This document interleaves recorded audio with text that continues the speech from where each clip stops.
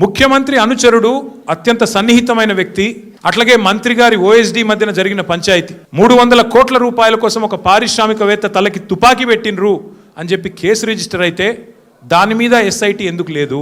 స్వయంగా రెవెన్యూ మంత్రి కొడుకు ఇలా భూ కబ్జాలు చేస్తూ గుండాలను తీసుకొని స్వైర విహారం చేస్తుంటే దాని మీద సిట్ ఎందుకు ఉండదు? ప్రభుత్వ సొమ్మును, ప్రజల సొమ్మును ఇవాళ ఈ ప్రభుత్వం కొల్లగొడుతున్నది, కాంగ్రెస్ పార్టీ నాయకులు కొల్లగొడుతున్నారు, ముఖ్యమంత్రి బావమరిదే కింగు పిన్ను అని ఆధారాలతో సహా చూపెడితే దాని మీద ఎస్ఐటి ఎందుకు ఉండదు?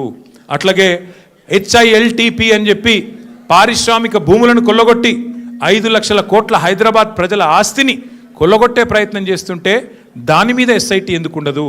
కేంద్ర ప్రభుత్వ పథకమైన అమృత్లో ముఖ్యమంత్రి గారి బావమరిదే కింగ్ పిన్నుగా ఇవాళ కేంద్ర ప్రభుత్వ పథకంలో కూడా మరి అర్హతలు లేకపోయినా టెండర్లు కట్టబెడుతున్నారని ఆధారాలు కేంద్ర ప్రభుత్వానికి ఇస్తే దాని మీద సిట్ ఉండదు.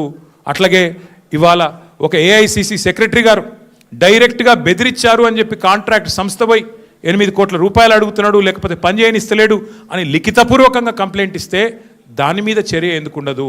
ఇవాళ న్యాయం, ధర్మం, కాకి బుక్కు అందరికి ఒకటే తీరుగుండాలి కదా. మీరు ఎన్నిసార్లు పిలిచినా వస్తాం, మీరు ఎన్ని ప్రశ్నలు అడిగినా ఆన్సర్ చెప్తాం. బాధ్యత గల నాయకులుగా చట్టాన్ని గౌరవించే పద్ధతుల్లో ముందుకు పోతాం.